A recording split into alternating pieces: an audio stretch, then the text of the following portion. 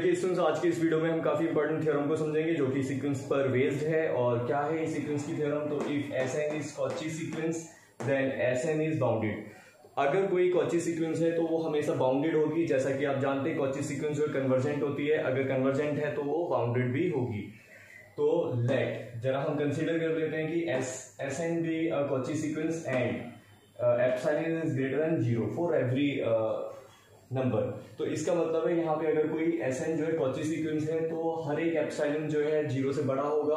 और यहाँ एप्सिलॉन को हम कंसीडर कर लेते हैं 1। और n जो है आपका हमें पता है कि कोई नेचुरल नंबर है और वो इस टाइप का है कि जिसे हम लिख सकते हैं इसे हम ऐसे भी लिख सकते हैं Sn माइनस Sm का mod is less than epsilon होता है। एप्सिलॉन की वैल्यू जो है यहाँ पे Sn माइनस Sm, एप्सिलॉन जो है इक्वल टू 1 है तो आप 1 ले लीजिए। For all n is greater than equal to m, for all n is greater than equal to m।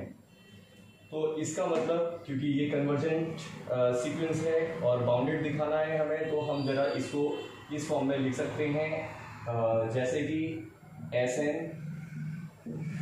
क्योंकि इसे जो इसकी लिमिट है इस फॉर्म में लिख लीजिए। तो आप इसको लिखेंगे जरा S m माइनस 1 एस, ये लिमिट्स होती है सीक्वेंस की जैसा कि आपको पता है। तो आप लिख लीजिए Sn is greater then Sm minus 1 but less than Sm plus 1।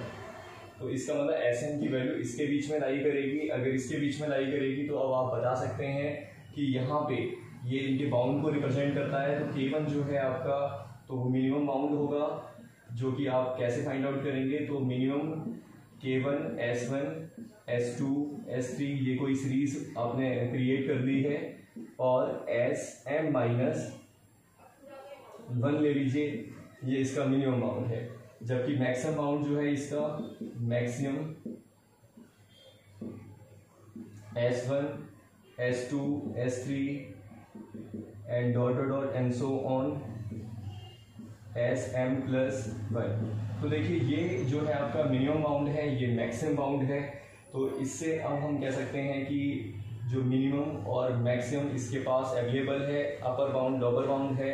तो दिस इज, तो हम इसे ऐसे भी दिखा सकते हैं कि Sn जो है वो आपका K1 और K2 के बीच में बिलोंग करता है। तो therefore Sn is bounded sequence. तो अब हम कह सकते हैं कि ये बाउंडेड सीक्वेंस है।